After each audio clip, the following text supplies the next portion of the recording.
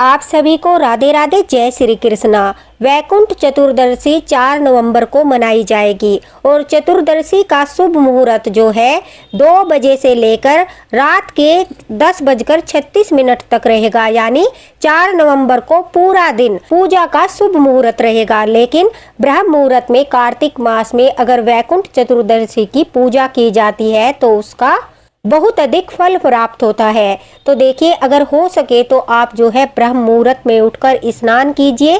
अगर हम ब्रह्म मुहूर्त में उठकर पूजा पाठ करते हैं तो हमें उसका कई गुना फल प्राप्त होता है। आज इस वीडियो में हम वैकुंठ चतुर्दशी की बहुत ही सरल विधि आपके साथ शेयर करने जा रहे हैं। साथ ही एक ऐसे अद्भुत रहस्य के बारे में आपको बताएंगे। देखिए, आपके साथ जो है व्रत की सरल विधि तो सब लोग शेयर करते हैं, लेकिन ये कुछ गुप्त विधियां होती है जिन्हें बहुत कम लोगों द्वारा ही शेयर किया जाता है। तो हमारे वीडियो में बने रहना। और आप वैकुंठ चतुर्दशी के दिन तुलसी की सूखी लकड़ी अगर आपके घर में, अगर एक छोटी सी सूखी लकड़ी भी आपके घर में है तो यह आप अवश्य ही करना। घर में अगर लड्डू गोपाल विराजित है तो आपके यह कार्य करने से आपके लड्डू गोपाल की शक्तियाँ और भी ज्यादा जागृत हो जाएगी। ठाकुर जी पूर्ण रूप से जागृत होकर आपके घर में अपनी कृपा बरसाएंगे। फिर देखना आप उनका चमत्कार। देखिए, कहते हैं कि इस दिन जो श्रद्धा से व्रत पूजा करता है, विशेष स्नान उपासना करता है, उसके सारे पाप नष्ट हो जाते हैं, उसका मुक्ति का मार्ग खुल जाता है। इस दिन भगवान विष्णु ने काशी में शिव जी की पूजा की थी, गोमुख स्नान किया था और कमलों से अर्चना की थी। शिव जी प्रसन्न हुए थे। तो इस दिन जो है वैकुंठ विष्णु लोक के द्वार खुल जाते हैं। अर्थात भक्तों के द्वारा जो भी पूजा पाठ किया जाता है वो सीधा वैकुंठ लोक तक पहुंचता है। तो अगर आप इस सरल विधि के साथ साथ यह तुलसी की लकड़ी से छोटा सा एक कार्य भी करोगे तो आपकी पूजा अर्चना जो है वो सीधा वैकुंठ धाम तक जाएगी और आपको इसका 1000 यज्ञों के समान फल प्राप्त होगा। चलिए बताते हैं आपको गुप्त रहस्य के साथ यह सरल विधि। इसके द्वारा आप भी वैकुंठ का सुख प्राप्त कर सकते हो। पृथ्वी पर ही अपने जीवन को सुख और समृद्धि से भरपूर करके अंत में वैकुंठ धाम की प्राप्ति कर सकते हो, मोक्ष प्राप्त कर सकते हो। अगर घर में लड्डू गोपाल विराजित है तो आपके लिए यह वैकुंठ चतुर्दशी और भी अधिक फलदायी है। वैकुंठ चतुर्दशी के दिन देखिए, सबसे पहले आपको सुबह उठकर स्नान करना है। इस दिन काले तिल का बहुत अधिक महत्व होता है, तो अपने स्नान जल में भी आपको काले तिल अवश्य ही डालने हैं। फिर अगर घर में लड्डू गोपाल विराजित है तो सबसे पहले ठाकुर जी को वैकुंठ चतुर्दशी के दिन पानी में काले तिल डालकर स्नान कराया जाता है। उसके बाद लड्डू गोपाल का कच्चे दूध से अभिषेक किया जाता है। क्योंकि इस दिन विष्णु भगवान ने गोमुख स्नान किया था, इसलिए गाय माता के कच्चे दूध से अगर हम ठाकुर जी को स्नान कराते हैं तो हमें बहुत ज्यादा फल प्राप्त होता है।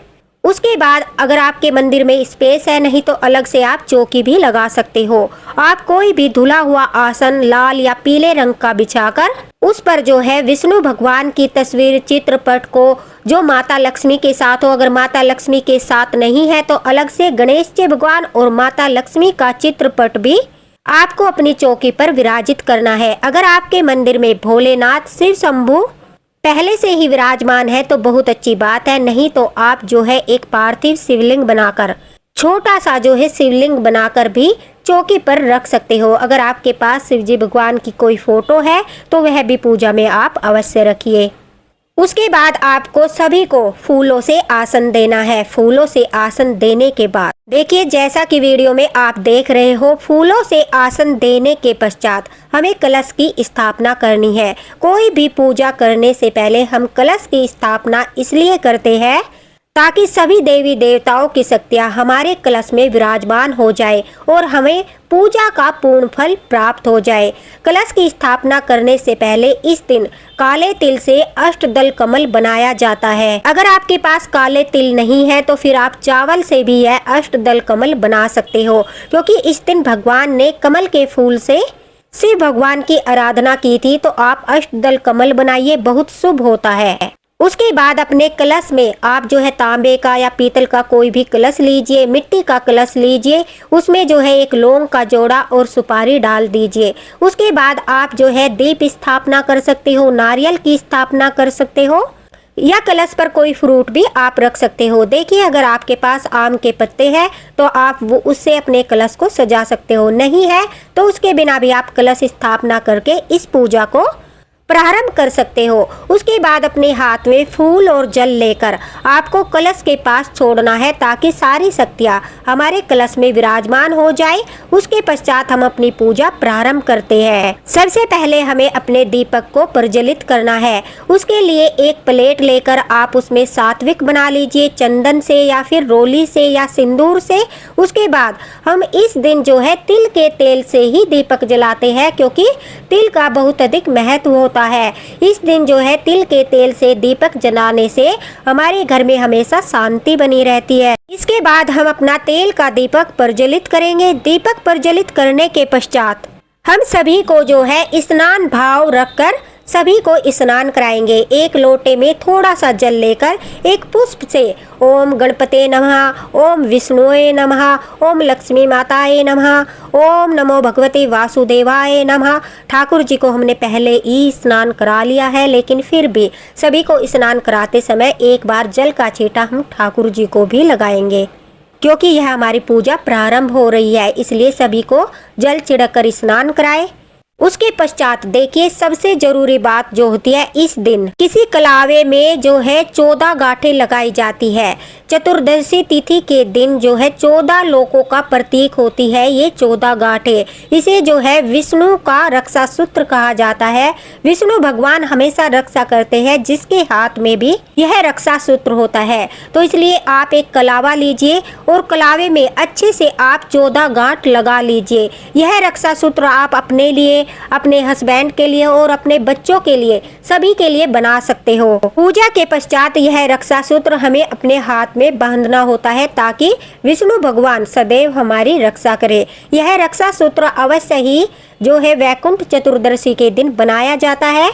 तो आपके घर में जितने सदस्य हैं आप उतने रक्षा सूत्र भी बना सकते हो। अगर आप स्वयं के लिए बनाना चाहते हो तो सिर्फ आप अपने लिए भी बना सकते हो। इस प्रकार से यह रक्षा सूत्र बनाकर 14 गांठें लगाकर आप पूजा में इसे रख लीजिए। उसके बाद हमें ठाकुर जी को फलों का भोग लगाएंगे। फलों में केला अत्यंत आवश्यक है, केला जरूर होना चाहिए। उसके साथ अगर सिंघाड़े भी है तो इस दिन सिंघाड़े का भी भोग लगाया जाता है। केले और सिंघाड़े का भोग लगा दीजिए। कोई भी ऋतु फल का भोग भी आप लगा सकते हो। देखिए, वैकुंठ चतुर्दशी के दिन जो है खीर का भोग लगाया जाता है, पूरी का भोग लगाया जाता है, जिस समय हम अपने व्रत का पारण करते हैं। यह व्रत शाम के समय ही खोला जाता है, इसलिए सुबह के समय जब हम पूजा करते हैं तो उस समय हम मिठाई का भोग लगाएंगे। आप कोई भी मिठाई का भोग, लड्डू का भोग, किसी भी प्रकार की मिठाई का भोग सभी को लगा सकते हैं। और आपको विशेष बात यह ध्यान रखनी है, भोग लगाते समय जब आप गणेश जी भगवान, लक्ष्मी माता और शिव जी भगवान को भोग लगाओ तो उसमें तुलसी दल नहीं रखना है। लेकिन जब हम विष्णु भगवान को, लड्डू गोपाल को भोग लगाते हैं उसमें आपको तुलसी दल अवश्य ही रखना है। इसलिए हमने सभी का भोग अलग से लगाया है। फलों का भोग, मिठाई का भोग लगाने के बाद इस दिन कच्चे दूध का भोग लगाया जाता है। भगवान विष्णु को कच्चे दूध का भोग लगाया जाता है। ठाकुर जी को कच्चे दूध का भोग अवश्य ही लगाया जाता है। दूध गर्म नहीं होना चाहिए या फिर गर्म करके ठंडा भी नहीं होना चाहिए। एकदम शुद्ध कच्चे दूध का भोग तुलसी दल डालकर ठाकुर जी को और भगवान विष्णु को लगाए। इस दिन जो है शिव जी भगवान का अगर आप अभिषेक करना चाहते हो तो कच्चे दूध से अभिषेक भी कर सकते हो, अन्यथा आप शिव जी भगवान को भी कच्चे दूध का भोग लगाए। गणेश जी, लक्ष्मी माता सभी को भोग लगाए। फिर माता लक्ष्मी को आपको श्रृंगार के रूप में कोई भी जो है 5 श्रृंगार समर्पित करने हैं। श्रृंगार में चूड़ी, बिंदी और सिंदूर अवश्य ही होना चाहिए, जिससे माता लक्ष्मी आपको सदा सुहागन होने का आशीर्वाद देती है। सभी को भोग लगाने के बाद जो है हम पूजा आरती करेंगे। उसके पश्चात कई यज्ञों के समान फल देने वाला छोटा सा हवन करना है और यह हवन इतना फलदायी होता है। अगर आप वैकुंठ चतुर्दशी के दिन यह छोटा सा हवन अपने घर में करते हो, बिना पंडित जी के भी आप यह हवन करते हो, स्वयं से, जिसमें कोई भी विधि विधान नहीं है, जिसमें कोई भी आपको ज़्यादा सामग्री की आवश्यकता नहीं है, लेकिन फिर भी आपको वैकुंठ धाम प्राप्त कराने जितना फल देता है यह हवन। आपको कई हजार यज्ञों के समान फल प्रदान करता है यह हवन। सारी पूजा विधि करने के पश्चात जो है हम इस हवन को करते हैं। इसके लिए आप कोई भी उपला लेकर उससे थोड़ी सी अंगारी बना लीजिए। आप जो है आम की लकड़ी से भी यह हवन कर सकते हो। आप जो है अग्नि प्रज्वलित कर लीजिए। उसके पश्चात आपको सामग्री लेनी है, थोड़ी सी, ज़्यादा नहीं, 1 कटोरी सामग्री ले लीजिए। थोड़ी सी सामग्री लेनी है जिससे आप 108 आहुति आराम से दे सको, उतनी 1 कटोरी लगभग आप सामग्री ले लीजिए। उसमें आपको काले तिल मिलाने हैं। देखिए मैंने अपनी सामग्री पहले ही तैयार कर ली है ताकि वीडियो ज़्यादा लंबा न हो। आपको इस सामग्री में थोड़े से काले तिल मिलाने हैं, थोड़े से चावल, थोड़ी सी चीनी, 1 लौंग का जोड़ा और थोड़ी सी गंधक आप मिला लीजिए। यह सामग्री तैयार करने के बाद आपके पास अगर 5, 8, 10 जितनी भी तुलसी की सूखी लकड़ियां है वो लकड़ियां आप अवश्य ले लीजिए, क्योंकि आज हम जो हवन करने जा रहे हैं उसे तुलसी की लकड़ी का हवन ही बोला जाता है। इसलिए इस लकड़ी से हवन करने से आपको सीधा वैकुंठ धाम की प्राप्ति होती है, आपको बहुत ज़्यादा फल प्राप्त होता है। सीधा यह हवन की जो आहुति होती है वो वैकुंठ धाम तक पहुंचती है और हमें विष्णु भगवान का आशीर्वाद मिलता है। विष्णु भगवान बहुत अधिक प्रसन्न हो जाते हैं और अपने भक्तों पर कृपा बरसाते हैं। उसके पश्चात आपको ओम श्री गणेशाय नमः इस प्रकार से बोलते हुए 5 आहुति सबसे पहले गणेश जी भगवान को सामग्री की देनी है। उसके पश्चात आपको ओम नमो भगवते वासुदेवाय नमः, यह मंत्र जो बहुत आसान है, ज़्यादा भारी भी नहीं है कि आप नहीं बोल सकते। अगर आप इस मंत्र को बोलकर 108 आहुति विष्णु भगवान को देते हो तो कहते हैं विष्णु भगवान प्रसन्न होते हैं। और अगर लड्डू गोपाल घर में विराजित है तो ओम कृष्णाय वासुदेवाय हरिये परमात्मने प्रणतंत क्लेश नाशाय गोविंदाय नमो नमः 5 बार यह बोलकर आप आहुति जो है सामग्री की आप श्री कृष्ण भगवान लड्डू गोपाल को भी अवश्य समर्पित करें। इससे आपके सारे रोग, दोष, भय, क्रोध, टोना टोटका जो भी है सब दूर हो जाएंगे, सबसे आपको मुक्ति मिलेगी। ओम लक्ष्मियो नमः, ओम नमः शिवाय, इस तरह से आप 5-5 आहुति सभी की दीजिए, लेकिन 108 आहुति आपको विष्णु भगवान को देनी है। और तुलसी की लकड़ी की आहुति देना आप न भूले। तुलसी की लकड़ी आप अपने हवन को करते समय अवश्य ही उस हवन में रख लीजिए। आपके पास 1, 2, 10, 11, 20 जितनी भी लकड़ियां हैं आप सभी लकड़ियां उस हवन में रख दीजिए। उसके बाद ये सारी आहुति देना। अगर आपकी अग्नि जो है प्रज्वलित हुई है जो हवन के लिए वो थोड़ी सी ठंडी होने लगे तो उसमें आप बार बार कपूर डालकर अपनी अग्नि को प्रज्वलित ही रखना। 5 आहुति आपको घी से देनी है। 1 आंवला आपको आहुति में अवश्य ही चढ़ाना है। उसके पश्चात जो भी मिठाई भोग आपने लगाई है थोड़े थोड़े से हाथ में लेकर, 1 पुष्प हाथ में लेकर, लौंग का जोड़ा लेकर आपको जो है सबसे बाद में संपूर्ण आहुति देनी है। यह सब 108 आहुति सभी देवी देवताओं की जैसे मैंने बताया है 5-5 आहुति देने के बाद आपको जो है संपूर्ण आहुति देनी है। और ध्यान रखिए आपको यह हवन करते समय 1 लोटा जल भरकर अवश्य ही रखना है। जो लोटा हम जल का भरकर हवन करते समय अपने पास रखते हैं, कहते हैं जितनी भी नेगेटिव एनर्जी होती है वो सब उस लोटे में चली जाती है, जिसके कारण से हम जो भी आहुति देते हैं सकारात्मक ऊर्जा के कारण वो सीधे वैकुंठ धाम तक जाती है। नकारात्मक ऊर्जाएं न होने के कारण सकारात्मक ऊर्जाओं का प्रभाव बढ़ जाता है और हम जो भी पूजा पाठ करते हैं वो सीधा विष्णु भगवान तक पहुंचती है, वैकुंठ धाम तक पहुंचती है, माता लक्ष्मी तक पहुंचती है। तो यह जल रखना आप न भूले। उसके पश्चात आप जो है हवन करते ही इस हवन को उठाकर पूरे घर में घुमा दीजिए ताकि आपके घर के कोने कोने से जो भी नेगेटिव एनर्जी है वो बाहर निकल जाए और आपके घर में सकारात्मक ऊर्जा का वास हो। ठाकुर जी आपके घर में विराजमान होकर आप पर कृपा बरसाते रहे। भगवान विष्णु माता लक्ष्मी के साथ आपके घर में विराजमान होकर आपको आशीर्वाद प्रदान करे। इसलिए इस हवन को पूरे घर में घुमा दीजिए और जो लोटा जल से भरकर आपने हवन के पास रखा था उस लोटे के जल को आप घर से बाहर किसी पौधे में डाल दीजिए।